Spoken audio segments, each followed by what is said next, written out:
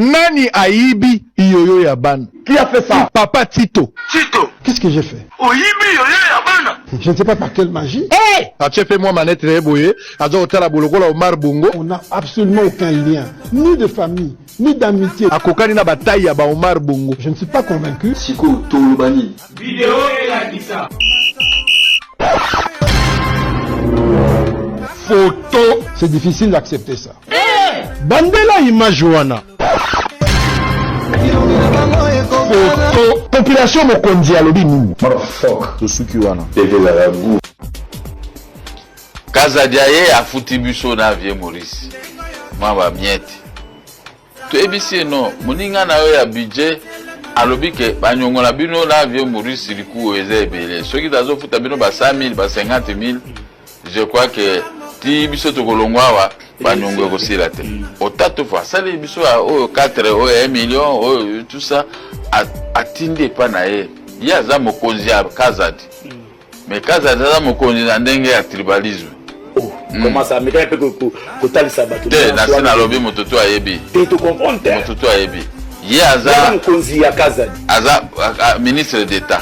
Kazadi a simple ministre. Mais yaza aza ndeko ya mokonzi ya mboka. Mais aza mokonzi siko ya Boja.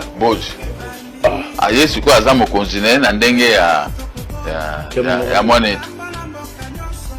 Ndenge za ta ya tindile mikanda walingo futa alingite akufa amone pamba. Atindile biloka biso futaka. Afuti bisoka ye moko asalaka na ndenge na ele tokendo mona ele azaki no na motema motau. Motema peke. Lera moni biso suka moni mbongo tozana ngwala bato biso to kufeli poto pamba nzoka ndia ape bango bazaki bodo sikoyo to futa mbongo yo. Bazo ape mbongo il faut qu'on compliquer bango. Azui alati motema satana. Ministre ya finance alati ndenga za na zotambula na satana. Nicolas Kazadi alati siko motema ya satana. Contre biso. Menga na za na mokonzi mboka biso na vie Maurice. Biso to bundeli ya bundeli mokonzi mboka te. Ezala lokola chantage te.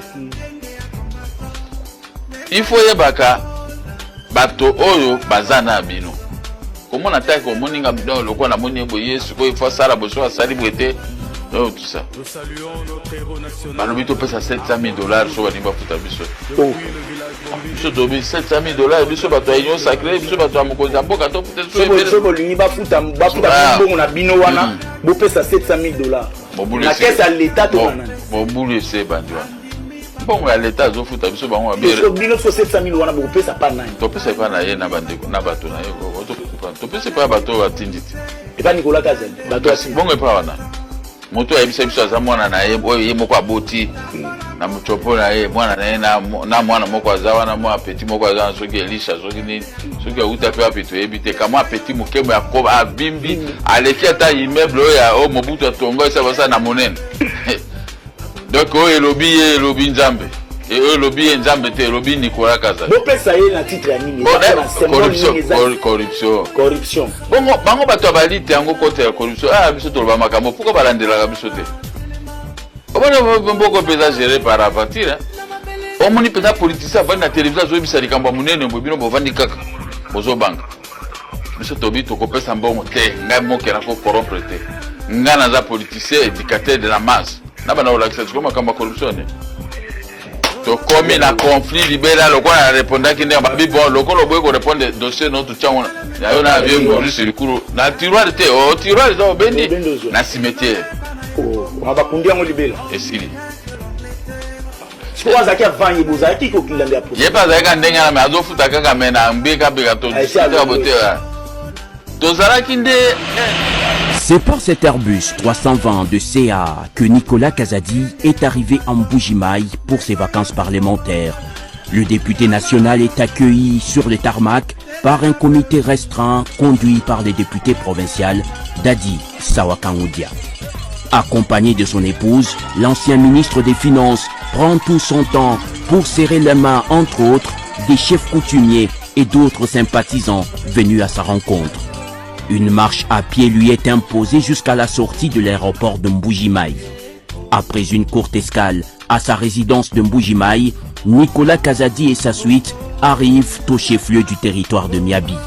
L'homme baigne dans une foule immense dès l'entrée du territoire jusqu'au bureau administratif, en passant par la permanence de l'UDPS Tshisekedi. Devant une foule en liesse, le député national rend hommage à Dieu qui a permis ce retrouvaille et à ses électeurs pour cet accueil ô combien historique. Victime des accusations infondées de détournement, le ministre honoraire des Finances continue d'éclamer son innocence, soulignant que ses détracteurs, à la solde de laboratoires obscurs et jaloux des nombreuses performances réalisées pendant ses 3 ans au ministère des Finances, l'ont impliqué dans des dossiers montés de toutes pièces. Objectif, faire échec au second mandat du président de la République, Félix Antoine Tshisekedi Tshilombo. Malgré ces accusations, l'homme de Miabi n'entend pas se décourager à servir son pays et partant la population de Miabi.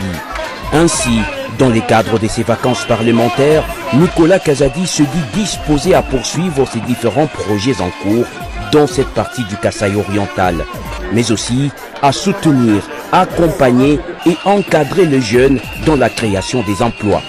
Mais avant tout cela, l'homme du peuple se propose de se mettre à l'écoute de toutes les couches de la population afin de recueillir leurs doléances.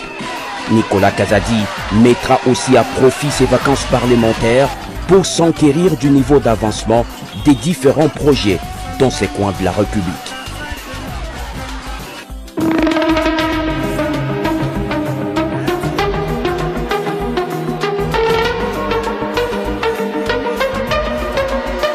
RDC. Scandale de 5 millions USD disparu. Arrestation de l'ex-vice-ministre de la Justice, Bernard Takaïche. Dans l'affaire des 5 millions USD destinés à la construction d'une nouvelle prison à Kinshasa, il apparaît que le projet remonte à 2019. Selon une source officielle, l'État avait débloqué cette somme pour lancer les travaux. Toutefois, le vice-ministre de la Justice sous le gouvernement Ilukamba aurait demandé aux constructeurs de conserver les fonds en attendant l'indication de l'emplacement du chantier. Toujours d'après notre source, 1 an plus tard, le constructeur a porté plainte contre l'État pour l'absence de localisation. Résultat, l'État a été condamné à lui verser 12 millions USD en dommages et intérêts, en plus des 5 millions USD déjà encaissés. D'autres responsables, dont le ministre des Finances de l'époque, devront également s'expliquer sur cette affaire au multi. Kumisa bino kaka ndenge bakumisa wera na jibe. Donc soko lobi mabe ya leader na bango ata yibaki to abomaki to dirijaki bokoyo kanate baza po même baboma yo. Wengetisation ya politique. Naza kokamwa partout. Chef de l'État sali mabe koloba yango te tika ya bandisi koyo asali kaka deza. Tika yo kosuka mabe to koya ko sa charger na yo. Wana koloba. Soki makambo esimbi te Kabila ne mutabebisa. So makambo esili faci be. Chilombo kala ndenge obumboka inde hop aya diana Chilombo kala ndenge obumboka ela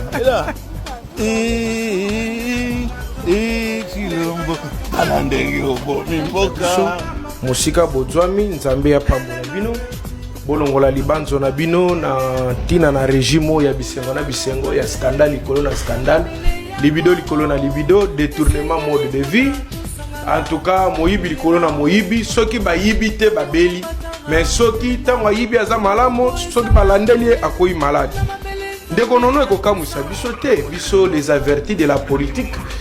Le cerveau de telle intelligence de la nation en matière de droit ndenge benga ngai ndeko ngai ezokamwisa biso te pamba te okoye mona ete Tshisekedi na régime na ye akamati avion ake kotia na rail azui train ake kotia na aéroport azui bateau ake kotia na boulevard azui mituka ake tia na mai eloko kotambola ezali te ndeko na ngai donc scandale na likolo na scandale mbilingana nazobisa yo ke moyen ezali te bakamati koka bake kotia na course bato bakimaka mbango ako gagner ndenge nini marathon nazoyebisa yo likambo twali na ngwawa Tshisekedi atie mboka na biso na mbulunga na niveau nano salima te na moke bakamati miyoyi bapakoli na kata lipa bakalisi bleban mboke bandi koleka pulupulu kolandisa na IDPS ozomona ete tozali awa na kokamwa eloko ya liboso ke baaktualité ya Congo soki mwasi no azali a terme kotikalanda ta kobimiselo mwana na ndako